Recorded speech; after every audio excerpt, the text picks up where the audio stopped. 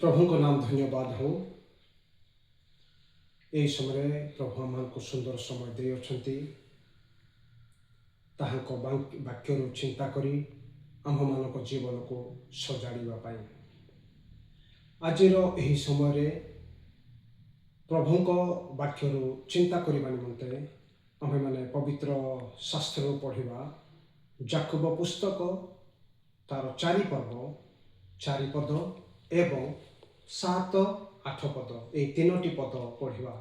एठार एहीपरि लिखा जाए, हे व्यभिचारिणी माने जगतर मित्रता ईश्वरंकर शत्रुता यह कौन जान नहीं। अतएव जे कही जगतर मित्र हेबाको इच्छा करे से आपना को ईश्वरंक शत्रु बोली प्रतिपन्न करे। अतएव तुम्हें माने ईश्वरंकर वशीभूत हुओ, शैतान को प्रतिबाधा कर, ताहाले से तुम्हमानक निकटरू पलाई जीव। ईश्वरंकर निकटवर्ती हुओ, सेथिरे से तुम्हमानकर निकटवर्ती हेबे। हे पापी माने तुम्हमानकर हस्त शुचि कर, हे दुई मना माने तुम्हमानकर हृदय शुद्ध कर। यही पवित्र वाक्य पठन एवं श्रवण रे आम समस्त को आशीर्वाद करंतु। आमेन। आसंतु आमने प्रार्थना करबा।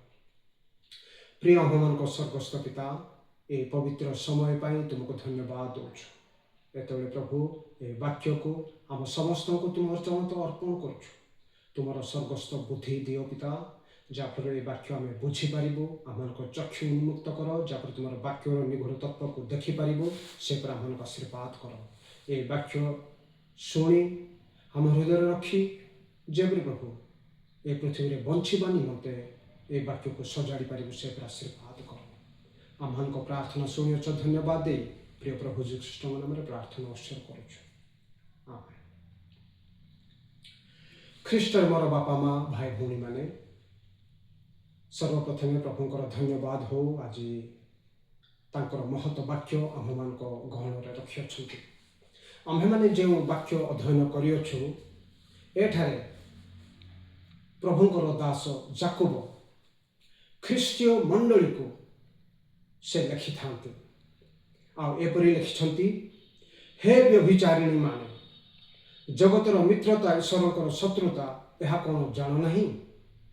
अतएव जे कही जगतर मित्र हेबाको इच्छा करे से आपण को ईश्वरंक शत्रु बोली प्रतिपन्न करे।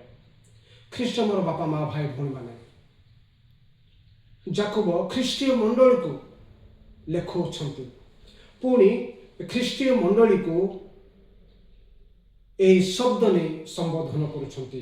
से मंडली को कहउछंती, मंडली थिबा विश्वासी विश्वासिनी कर्मकर्ता मानक से कहती, हे व्यभिचारी माने। वास्तव में यही शब्द आम मान शुणा मंडली को शुणा आनंदजनक हो न था। यह अप्रीतिकर अटे, आम मान को शुणा आदौ भल लगे ना। किंतु याकूब परमेश्वर शक्ति पवित्रात्मा परिचालना माध्यम मंडली को सजाग उद्योगी और चेतना देवा निमंते यही शिक्षा एवं उपदेश देउछंती। से एठारे व्यभिचारी माने बोली मंडली को संबोधन करुछंती। एई व्यभिचार मानेर अर्थ कौन? इंग्लिश रे अडल्टरस लिखा जाय अछि। एई व्यभिचार 3टी कनोटेशंस अछि। प्रथम general meaning of adulterous, literal meaning of adulterous एवं स्क्रिप्चरल मीनिंग ऑफ अडल्टरस। व्यभिचार प्रथम साधारण अर्थ होची जेतेबेले जड़े स्त्री एवं पुरुष निजर स्त्री एवं पुरुष को त्याग करी अन्य जड़े स्त्री पुरुष सहित बास करे ताको आमे व्यभिचार कहू। एवं लिटरल मीनिंग साहित्यिक अर्थ होची सिंगल वन ଏକ ମୂଳ जोटा अमिश्रित अटे। यार अर्थ कौन? जो ओरिजिनल जीवन जहाँ अन्य दुईटी जिनिस सहित मिसी ना, जे प्रकार आमने क्षीर बिकिबा लोक मैंने जब क्षीर रे पानी मिसिकी बिकी थांती, एटा होची मिश्रित, एटा होची अडल्टरस। एठारे तृतीय जा स्क्रिप्चरल मीनिंग हमारा शास्त्रीय अर्थ होची जेतेबेले विश्वासी माने निजर सृष्टिकर्ता जीशु ख्रीष्ट को त्याग करी ए जगतर प्रति शयतान को एवं तांकर दूत मानकर जीवन को ग्रहण करी से मान सहित बास करि थांते, ताहाको व्यभिचार कहि थांते।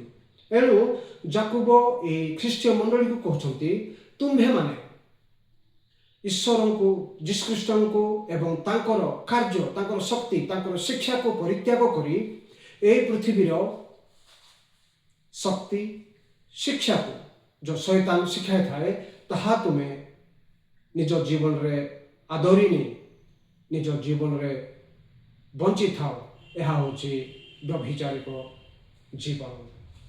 एणु जीशु आज जो आमे वाक्य पढ़ी अच्छु से वाक्य को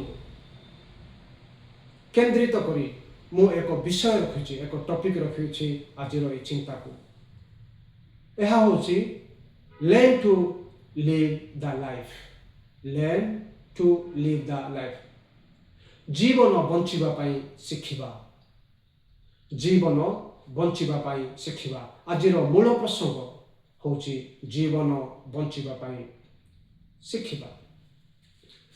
एठारे जो बंचिबार शिखिबा, बंचिबार अर्थ कौन? जीवन बंचिबार अर्थ आमको एठारे चारोटी अर्थ सूचाई थाए। प्रथम अर्थ एक निर्दिष्ट लक्ष्य सहित निश्वास व प्रश्वास नहीं आगको बढ़िबा। द्वितीय अर्थ होची शरीर को जीवित रखिया पाई सुग्राह्य आय पंथा ग्रहण करिकी निज जीवन को पालिबा। तृतीय शब्द होची मनुष्यर चरित्र व व्यवहार को सुसज्जित करिबा। एवं चतुर्थ अर्थ होची ईश्वरक व मनुष्य सहित सुसंपर्क स्थापन करिबा। आमे माने आत्मिक व सामाजिक मनुष्य भाव रे कहा सहित संपर्क स्थापन करूछु। आम्भ मानक बंचिबार स्रोत केउठारो आसी थाए? आम्भ मानकर बंचिबार स्रोत आम मानकर सृष्टिकर्ता जीशु ख्रीष्ट ठारो आसी थाए ना यही जगतपति शयतान एवं ताहांकर दूत मान ठारो आसी थाए? यह चिंता करिबार एक प्रश्न अटे। एठारे याकूब कहते जो व्यक्ति जगत को मित्रता करे बंधु स्थापन करे, जो व्यक्ति जगतर सहित बंधुता स्थापन करे मित्रता स्थापन करे से जीशु ख्रीष्टंकर शत्रु अटंती। यह एक महत्व विषय आज ख्रीष्टीय समाज रे आपन एवं मु विशेष चिंता करिबा उचित। आज मोर बंधुता का सहित स्थापन होई अछि। एठारे से कहते जो माने जगतर सहित मित्रता स्थापन करती, जो माने जगतर सहित बंधुता स्थापन करती से माने ईश्वरकर जीशु ख्रीष्टकर शत्रु अटंती। आम्भे माने मनुष्य भाव रे जगतर सहित कि प्रकार मित्रता स्थापन करूछु, कि प्रकार बंधुता स्थापन करूछु।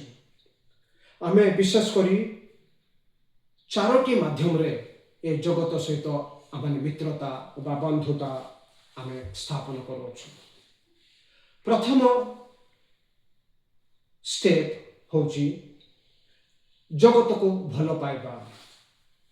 आमे माने जगत को बहुत भल पाउछु। ଆମେ ଜଣକୁ କେଉଁ କାରଣ ପାଇଁ ଭଲ ପାଇଥାଉ? କେଉଁ କାରଣ ପାଇଁ ଆମେ ଜଣକୁ ଭଲ ପାଇଥାଉ? ଯେବେ ଜଣେ ବ୍ୟକ୍ତି, ସ୍ଥାନ, ବସ୍ତୁ ଅବା ବିଚାରଧାରା ଆମ ଚକ୍ଷୁରେ ସୁନ୍ଦର ଦେଖାଯାଏ, ଆମ କର୍ଣ୍ଣକୁ ମଧୁର ସମ୍ବାଦ ଦେଇଥାଏ, ଆମ ଜିହ୍ବାକୁ ସ୍ୱାଦିଷ୍ଟ ଦେଇଥାଏ ଏବଂ ଉଦରକୁ ତୃପ୍ତି ଆଣିଥାଏ, ଅବା କଠିନ ପରିଶ୍ରମ ବଦଳରେ ବିନା ପରିଶ୍ରମରେ ଆବଶ୍ୟକତାକୁ ପୂରଣ କରିଥାଏ, ଏହିପରି ବ୍ୟକ୍ତିକୁ, ଏହିପରି ସ୍ଥାନକୁ, ଏହିପରି ବସ୍ତୁକୁ, ଏହିପରି ବିଚାରଧାରାକୁ ଆମେ ପ୍ରେମ କରିଥାଉ। ବାସ୍ତବରେ ଯଦି ଏହା ଉପରେ ଆମେ ଚିନ୍ତା କରିବା, ଶୟତାନ ଏହି ସବୁ ବିଷୟ ଆମ ସମ୍ମୁଖରେ ରଖି ସେ ନିଜ ଆଡ଼କୁ ଟାଣି ନେଉଅଛି ଏବଂ ତାହା ସହିତ ବନ୍ଧୁତା ସ୍ଥାପନ କରିବା ପାଇଁ ସେ ଅହରହ କାର୍ଯ୍ୟ କରୁଅଛି। ଜଗତ ସହିତ ସୁସମ୍ପର୍କ ସ୍ଥାପନ କରିବାର ଅର୍ଥ କ'ଣ?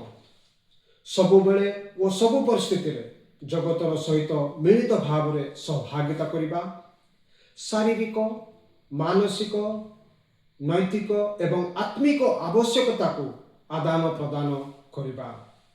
ଆମେମାନେ ଜଗତର ପ୍ରତି ଶୟତାନ ଏବଂ ତାଙ୍କର ଦୂତମାନଙ୍କ ସହିତ ଆମମାନଙ୍କ ଜୀବନର, ଆମମାନଙ୍କ ଶାରୀରିକ ଜୀବନର, ଆମମାନଙ୍କ ମାନସିକ ଜୀବନର, ଆମମାନଙ୍କ ନୈତିକ ଜୀବନର, ଆମମାନଙ୍କର ଆତ୍ମିକ ଜୀବନର ଯେତିକି ସବୁ ଆବଶ୍ୟକ ହେଉଛି, ଆମେ ଏହି ଜଗତପତି ଶୟତାନ ଠାରୁ ଆମେ ଗ୍ରହଣ କରି ନିଜ ଜୀବନରେ ଆମେ ଗଢ଼ୁଅଛୁ। ଆଉ ଜଗତର ମିତ୍ରତାର ତୃତୀୟ ଅର୍ଥ ହେଉଛି ଜଗତର ଅଭିପ୍ରାୟରେ ନିଜକୁ ଗଢ଼ିବା। ଖ୍ରୀଷ୍ଟଙ୍କର ବାପା ମା, ଭାଇ ଭଉଣୀମାନେ, ଶୟତାନ ଯେତେବେଳେ ଈଶ୍ୱରଙ୍କ ଠାରୁ ପୃଥକ ହେଲେ, ତାଙ୍କର ଗୋଟିଏ ହିଁ ଲକ୍ଷ୍ୟ ମନୁଷ୍ୟକୁ କି ପ୍ରକାର, ଈଶ୍ୱରଙ୍କ ସନ୍ତାନକୁ କି ପ୍ରକାର ଈଶ୍ୱରଙ୍କ ଠାରୁ ଦୂରେଇ ନିଆଯିବ। ଏଣୁ ଶୟତାନର ଆମ ପ୍ରତି ଲକ୍ଷ୍ୟ କ'ଣ? ସେ କେଉଁ ସ୍ଥାନକୁ, କେଉଁ ରାସ୍ତାରେ ଏବଂ କିପରି ଭାବରେ ଆମକୁ ପହଞ୍ଚାଇବାକୁ ଚାହିଁଥାଏ, ଏହା ଆମେମାନେ ବହୁତ ଚିନ୍ତା କରିବାକୁ ପଡ଼ିଥାଏ। ତେଣୁ ଏହି ତିନୋଟି ପ୍ରକ୍ରିୟା ଦ୍ୱାରା ଆମେମାନେ ଜଗତକୁ ଭଲ ପାଇବା ଦ୍ୱାରା, ଜଗତ ସହିତ ସୁସମ୍ପର୍କ ସ୍ଥାପନ କରିବା ଦ୍ୱାରା, ଜଗତର ଅଭିପ୍ରାୟରେ ନିଜ ଜୀବନକୁ ଗଢ଼ିବା ଦ୍ୱାରା ଆମେ ଜଗତକୁ ଭଲ ପାଇଥାଉ ଏବଂ ଜଗତ ସହିତ ମିତ୍ରତା ସ୍ଥାପନ କରିଥାଉ। କିନ୍ତୁ ପ୍ରଭୁ ଯୀଶୁଖ୍ରୀଷ୍ଟ ଏଠାରେ କୁହନ୍ତି, ଯେଉଁମାନେ ଜଗତ ସହିତ ମିତ୍ରତା ସ୍ଥାପନ କରନ୍ତି, ବନ୍ଧୁତା ସ୍ଥାପନ କରନ୍ତି, ସେ ଈଶ୍ୱରଙ୍କର ଶତ୍ରୁତା ଅଟନ୍ତି। ତେବେ ଆମେ ଈଶ୍ୱରଙ୍କର ସନ୍ତାନ ଭାବରେ ଆମେମାନେ କ'ଣ କରିବା ଦରକାର? ତାକି ଜଗତର ସହିତ ମିତ୍ରତା ସ୍ଥାପନ ନ କରି ଆମେ ଯୀଶୁଖ୍ରୀଷ୍ଟଙ୍କ ସହିତ ବନ୍ଧୁତା, ମିତ୍ରତା ସ୍ଥାପନ କରିପାରିବା। ଏଣୁ ଯାକୋବ ଏଠାରେ 4 ପର୍ବ 7 ପଦ ଏବଂ 8 ପଦରେ ସେ 5ଟି ବିଷୟ କୁହନ୍ତି। ଜଣେ ବିଶ୍ୱାସୀ, ଜଣେ ବିଶ୍ୱାସିନୀ ଯେଉଁମାନେ ପ୍ରଭୁଙ୍କୁ ଅନୁସରଣ କରନ୍ତି, ସେମାନେ 5ଟି ମାଧ୍ୟମରେ ଈଶ୍ୱରଙ୍କ ସହିତ ବନ୍ଧୁତା ସ୍ଥାପନ କରିଥାନ୍ତି। ପ୍ରଥମ ବିଷୟ 7 ପର୍ବ ଯେଉଁ ଲେଖାଯାଏ ଯେ ପ୍ରଥମ ତାରିକା, ପ୍ରଥମ ମାଧ୍ୟମ ଈଶ୍ୱରଙ୍କ ସହିତ ବନ୍ଧୁତା ସ୍ଥାପନ କରିବା ହେଉଛି ତୁମ୍ଭେମାନେ ଈଶ୍ୱରଙ୍କର ନିକଟବର୍ତ୍ତୀ ହୁଅ। ଆମେ ସମସ୍ତେ ଈଶ୍ୱରଙ୍କ ସହିତ ପ୍ରତିଦିନ ନିକଟବର୍ତ୍ତୀ ହେବା ଦରକାର। ଆମ୍ଭେମାନେ କି ପ୍ରକାର ନିକଟବର୍ତ୍ତୀ ହେବା?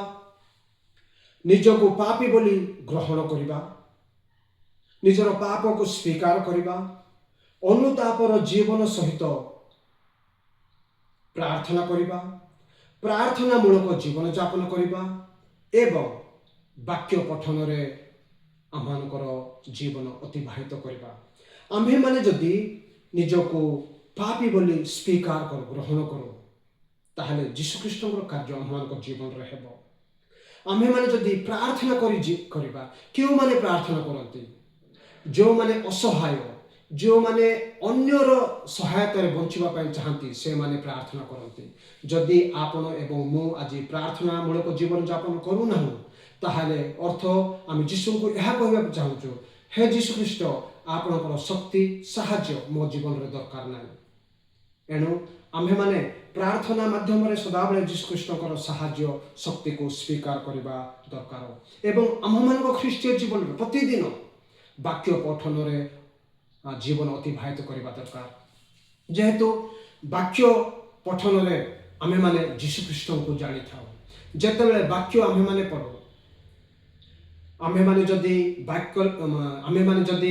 ବାକ୍ୟ ପଢ଼ିବା ନାହିଁ, ବାଇବଲ ପଢ଼ିବା ନାହିଁ, ତାହେଲେ ଯୀଶୁଖ୍ରୀଷ୍ଟଙ୍କୁ କେବେ ହେଲେ ଜାଣିବା ନାହିଁ। ଆମେମାନେ ଯଦି ଯୀଶୁଖ୍ରୀଷ୍ଟଙ୍କୁ କେବେ ହେଲେ ଜାଣିବା ନାହିଁ, ତେବେ ଆମେମାନେ ବଞ୍ଚିବା ପାଇଁ କେବେ ଶିଖିପାରିବା ନାହିଁ। ଖ୍ରୀଷ୍ଟ ମୋର ବାପା ମା ଭାଇ ଭଉଣୀମାନେ, ଯୀଶୁଙ୍କୁ ଜାଣିବା ଅର୍ଥ ଏ ପୃଥିବୀରେ ବଞ୍ଚିବା ପାଇଁ ଶିଖିବା। ଏଣୁ ଆମେ ପ୍ରତିଦିନ ବାଇବଲ ପଢ଼ୁ। ଯୀଶୁ କିଏ, ଈଶ୍ୱର କିଏ, ସେ ମୋ ପ୍ରତି କ'ଣ ଚାହାନ୍ତି, ଏହା ବୁଝି ସାରିଲା ପରେ ଆମମାନଙ୍କ ଜୀବନକୁ ସଜାଡ଼ିବା ପାଇଁ ଆମ୍ଭେମାନେ ଚାହୁଁ। ଦ୍ୱିତୀୟ ମାଧ୍ୟମ, ପ୍ରଭୁଙ୍କ ସହିତ ବନ୍ଧୁତା ସ୍ଥାପନ କରିବାର ଦ୍ୱିତୀୟ ମାଧ୍ୟମ ହେଉଛି ତୁମେମାନେ ଈଶ୍ୱରଙ୍କର ବଶୀଭୂତ ହୁଅ। ଯାକୋବ କହୁଛନ୍ତି ପ୍ରଥମ ବିଷୟ, ତୁମେମାନେ ଈଶ୍ୱରଙ୍କର ନିକଟବର୍ତ୍ତୀ ହୁଅ, ଏବଂ ଦ୍ୱିତୀୟ ବିଷୟ, ତୁମେମାନେ ଈଶ୍ୱରଙ୍କର ବଶୀଭୂତ ହୁଅ। ଆଜି ଖ୍ରୀଷ୍ଟୀୟ ମଣ୍ଡଳୀ ଆମେମାନେ କେବଳ ନାମକୁ, ଆମ ଯୀଶୁଙ୍କର ନାମକୁ ଆମ ମୁଖରେ ନେଉଅଛୁ, କିନ୍ତୁ ଆମ୍ଭେମାନେ ଶୟତାନ ଏବଂ ତାହାଙ୍କର ଦୂତମାନଙ୍କର ଦାସ ହୋଇଅଛୁ। ଆମେମାନେ ଏ ଜଗତପତି ଶୟତାନକୁ ଆମେ ବଶୀଭୂତ ହୋଇଅଛୁ। ନିଜକୁ ଈଶ୍ୱରଙ୍କ ଠାରେ ସମ୍ପୂର୍ଣ୍ଣ ସମର୍ପଣ କରିବା। ଈଶ୍ୱରଙ୍କର ବଶୀଭୂତ ହେବା ଅର୍ଥ ନିଜର ଜୀବନକୁ ସମ୍ପୂର୍ଣ୍ଣ ଭାବରେ ଈଶ୍ୱରଙ୍କର ଶକ୍ତି ଉପରେ, ଈଶ୍ୱରଙ୍କ ଉପସ୍ଥିତିରେ ସମର୍ପଣ କରିବା। ତୁମ୍ଭର ଆତ୍ମା, ଶରୀର ଓ ମନକୁ ବାକ୍ୟ ଅନୁସାରେ ଗଢ଼ିବା। ଆଜି ଆମ୍ଭମାନଙ୍କର ଲିଡର କିଏ? ଆଜି ଆମେମାନେ କାହାର ଜୀବନ ଅନୁସରଣ କରି ଆମେମାନେ ଜୀବନଯାପନ କରୁଅଛୁ? ଆଜି ଯଦି ଦେଖିବା, ଆମେମାନେ ସ୍ପୋର୍ଟସ୍ ଆଇକନ୍ସ, ଯେଉଁ ସ୍ପୋର୍ଟସ୍ ଖେଳାଳିମାନଙ୍କର ଜୀବନ ଦେଖି ଆମେମାନେ କେମିତି ଠିଆ ହେବା, କେମିତି ଡ୍ରେସ୍ ପିନ୍ଧିବା, କିପରି କଥାବାର୍ତ୍ତା ହେବା, କିପରି ବାଳ କାଟିବା, ଏସବୁ ସେମାନଙ୍କଠାରୁ ଶିଖୁଛୁ। ଆମମାନେ ସ୍ପୋର୍ଟସ୍ ଆଇକନ୍ସ ଠାରୁ, ମୁଭି ଷ୍ଟାର୍ସ ମାନଙ୍କର, ହିରୋ ହିରୋଇନ୍ସ ମାନଙ୍କ ଠାରୁ, ଆଉ ବିଜନେସ୍ ଗ୍ରୁପ ମାନଙ୍କ ଠାରୁ, ପଲିଟିସିଆନ୍ସ ମାନଙ୍କ ଠାରୁ ଆମେମାନେ ଆଜି ଶିଖୁଛୁ। ଆମେମାନେ ବାକ୍ୟରୁ ଦୂରକୁ ଯାଉଛୁ, ଆଉ ଏ ଜଗତର ଲୋକମାନଙ୍କର ଜୀବନ ପ୍ରକ୍ରିୟାକୁ ଦେଖି ଆମମାନଙ୍କ ଜୀବନରେ ଆମେମାନେ ଗ୍ରହଣ କରୁଅଛୁ।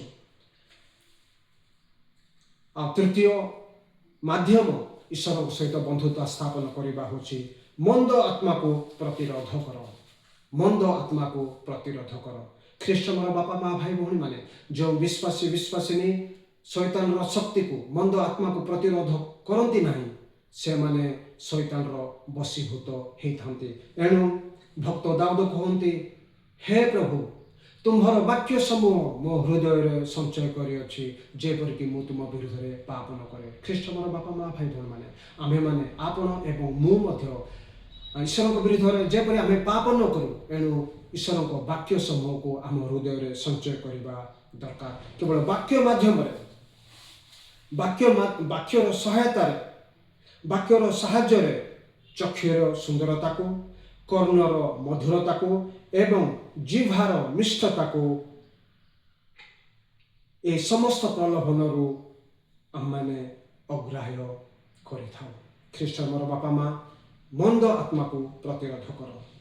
ଏବଂ ଚତୁର୍ଥ ମାଧ୍ୟମ, ପ୍ରଭୁଙ୍କ ସହିତ ବନ୍ଧୁତା ସ୍ଥାପନ କରିବାର ଅର୍ଥ ମାଧ୍ୟମ ହେଉଛି ତୁମ୍ଭମାନଙ୍କ ହସ୍ତ ସୂଚୀ କର। ହେ ଖ୍ରୀଷ୍ଟୀୟ ବାପା ମା ଭାଇ ଭଉଣୀମାନେ, ହେ ବିଶ୍ୱାସିନୀ ମାନେ, ଆସନ୍ତୁ ଆମମାନଙ୍କର ହସ୍ତ ସୂଚୀ କରିବା, ଶୁଦ୍ଧ ହସ୍ତ କରିବା। ଆମମାନଙ୍କର ହସ୍ତକୁ ସୂଚୀ କରିବା, ଶୁଦ୍ଧ କରିବା। ଆମମାନଙ୍କର ହସ୍ତକୁ ଶୁଦ୍ଧ କରିବାର ଅର୍ଥ ହେଉଛି ଆମେମାନେ ଯେତିକି ସବୁ ଏକ୍ସଟର୍ନାଲ ଆକ୍ଟିଭିଟିସ୍, ଆମେମାନେ ଯେତେବେଳେ ଏକ୍ସଟର୍ନାଲ ରାଇଚିୟସନେସ୍ ଆମେମାନେ କାର୍ଯ୍ୟ କରୁଅଛୁ, ଏ ସମସ୍ତ ପବିତ୍ରତାରେ କରିବାର। ଆମେମାନେ ଯେତିକି ବି ଆମମାନେ ଆକ୍ଟିଭିଟିସ୍ କରୁଛୁ, ଖ୍ରୀଷ୍ଟୀୟ ଆକ୍ଟିଭିଟିସ୍ କରୁଅଛୁ, ସ୍ପିରିଚୁଆଲ ଆକ୍ଟିଭିଟିସ୍ କରୁଛୁ, ଆମେ ସୋସିଆଲ ଆକ୍ଟିଭିଟିସ୍ କରୁଛୁ, ରିଲିଜିୟସ୍ ଆକ୍ଟିଭିଟିସ୍ କରୁଛୁ, ଏ ସମସ୍ତ ବିଷୟ ପବିତ୍ରତାରେ କରିବା।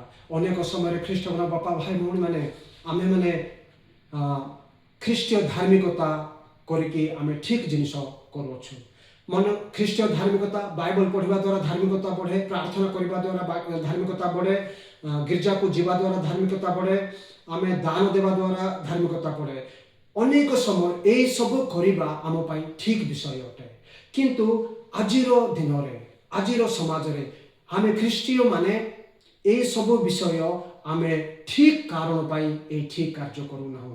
ଆମେମାନେ ରଙ୍ଗ ରିଜନ୍ସ ନେଇକି, ଭୁଲ କାରଣ ନେଇକି ଆମେମାନେ ଠିକ୍ କାର୍ଯ୍ୟ କରୁଅଛୁ। ଏଣୁ ଆମେମାନେ ଆସନ୍ତୁ ଚିନ୍ତା କରିବା, ଆମମାନଙ୍କର ହସ୍ତକୁ ଆମେ ଶୁଦ୍ଧ କରିବା ପାଇଁ ଚିନ୍ତା କରିବା। ଆମମାନଙ୍କର ଏକ୍ସଟର୍ନାଲ ଆକ୍ଟିଭିଟିସ୍ ଆମମାନଙ୍କର ମୋରାଲ ରାଇଚସନେସ୍ ଉପରେ ନିୟନ୍ତ୍ରଣ ହେବା ଦରକାର। ଆମମାନଙ୍କର ନୈତିକତା, ମାନସିକତା, ଆତ୍ମିକ ଶୁଦ୍ଧତା ଦ୍ୱାରା ଆମମାନଙ୍କର ବାହ୍ୟକ କାର୍ଯ୍ୟକଳାପ ପ୍ରକାଶ ହେବା ଦରକାର। ପଞ୍ଚମ ବିଷୟ, ଈଶ୍ୱରଙ୍କ ଦ୍ୱାରା ବନ୍ଧୁତା ସ୍ଥାପନ କରିବାର ମାଧ୍ୟମ ହେଉଛି ତୁମ୍ଭମାନଙ୍କର ହୃଦୟ ଶୁଦ୍ଧ କର। ଯାକୋବ କୁହନ୍ତି, ହେ ବିଶ୍ୱାସୀମାନେ, ହେ ପ୍ରଭୁଙ୍କୁ ଭୟ କରୁଥିବା ବାପା ମା ଭାଇ ଭଉଣୀମାନେ, ତୁମମାନଙ୍କର ହୃଦୟକୁ ଶୁଦ୍ଧ କର। ଯୀଶୁଖ୍ରୀଷ୍ଟ ନିଜେ ଶିକ୍ଷା ଦେଇଥିଲେ, ଶୁଦ୍ଧ ଚିତ୍ତ ଲୋକ ଧନ୍ୟ। ଖ୍ରୀଷ୍ଟଙ୍କର ପ୍ରିୟମାନେ, ଏହି ଶୁଦ୍ଧ ଚିତ୍ତର ଅର୍ଥ କ'ଣ? ଏହି ଶୁଦ୍ଧ ହୃଦୟର ଅର୍ଥ କ'ଣ? ଏହି ଶୁଦ୍ଧ ହୃଦୟର ଅର୍ଥ ହେଉଛି ଏକ ଅବିଭାଜିତ ହୃଦୟ, ଏକ ଅମିଶ୍ରିତ ହୃଦୟ ଏବଂ ଦୁଇ ମନା ହୃଦୟ ନ ହେବା ଦରକାର, ଗର୍ବିତ ହୃଦୟ ନ ହେବା ଦରକାର ଏବଂ ଛଦ୍ମ ହୃଦୟ ନ ହେବା ଦରକାର। ଖ୍ରୀଷ୍ଟଙ୍କର ବାପା ମା ଭାଇ ଭଉଣୀମାନେ, ଆମେ ଖ୍ରୀଷ୍ଟୀୟ ଭାବରେ ଆମମାନଙ୍କର ହୃଦୟ ସିଙ୍ଗଲ ହୃଦୟ ହେବା ଦରକାର, ସିଙ୍ଗଲ ହାର୍ଟ ହେବା ଦରକାର। ଆମମାନଙ୍କ ହୃଦୟ ବିଭାଜିତ ହେବା ଦରକାର ନାହିଁ। ଆମେମାନେ ଶୈତାନକୁ ପୂଜା କରିବା ନା ଯୀଶୁଙ୍କୁ ପୂଜା କରିବା। ଆମମାନେ କେବଳ ସିଙ୍ଗଲ ମାଇଣ୍ଡେଡ୍ ହେବା ଦରକାର। ଆମେମାନେ ଏକ ବ୍ୟକ୍ତିକୁ, ଏକ ଈଶ୍ୱରକୁ ପୂଜା କରିବା ପାଇଁ ଆମମାନେ ସିଙ୍ଗଲ ମାଇଣ୍ଡେଡ୍ ହେବା ଦରକାର। ଆମମାନଙ୍କର ହୃଦୟ ବିଭାଜିତ ହେବା ଦରକାର ନାହିଁ। ଦ୍ୱିତୀୟ ହେଉଛି ଅମିଶ୍ରିତ ହୃଦୟ। ଅମିଶ୍ରିତ ହୃଦୟ ଅର୍ଥ କ'ଣ? ସ୍ୱର୍ଗ ରାଜ୍ୟର ନିୟମ କାନୁନ ପାଳନ କରିବା ସାଥେ ସାଥେ ଏହି ଜଗତକୁ ମଧ୍ୟ ଅନୁସରଣ କରିବା। ଆମେମାନେ ଅଧା ଖ୍ରୀଷ୍ଟିଆନ, ଅଧା ଜାଗତିକ ଜୀବନ ଯଦି କରିବା, ତାହେଲେ ତାହା ହେଉଛି ମିଶ୍ରିତ ଜୀବନ। ଏହା ଶୁଦ୍ଧ ହୃଦୟ ନୁହେଁ। ଏବଂ ଏ ଶୁଦ୍ଧ ହୃଦୟର ତୃତୀୟ ଅର୍ଥ ହେଉଛି ଦୁଇ ମନା ହୃଦୟ। ଆମେ ଅନେକ ସମୟରେ ଆମମାନଙ୍କର ଅଳ୍ପ ବିଶ୍ୱାସ ସତ୍ତ୍ୱେ ଆମେ ଈଶ୍ୱରଙ୍କ ବ୍ୟକ୍ତିତ୍ୱକୁ, ଈଶ୍ୱରଙ୍କର କାର୍ଯ୍ୟକୁ, ଈଶ୍ୱରଙ୍କ ଶକ୍ତିକୁ ଆମେମାନେ ସନ୍ଦେହ କରିଥାଉ।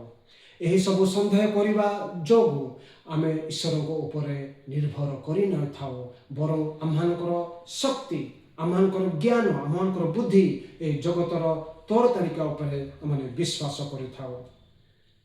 ଏବଂ ଚତୁର୍ଥ ଅର୍ଥ, ଶୁଦ୍ଧ ଚିତ୍ତର ଚତୁର୍ଥ ଅର୍ଥ ହେଉଛି ଆତ୍ମାରେ ଦୀନହୀନ ହେବା, ଈଶ୍ୱରଙ୍କ ଠାରେ ଆତ୍ମାରେ ଗର୍ବ ନ କରିବା ଏବଂ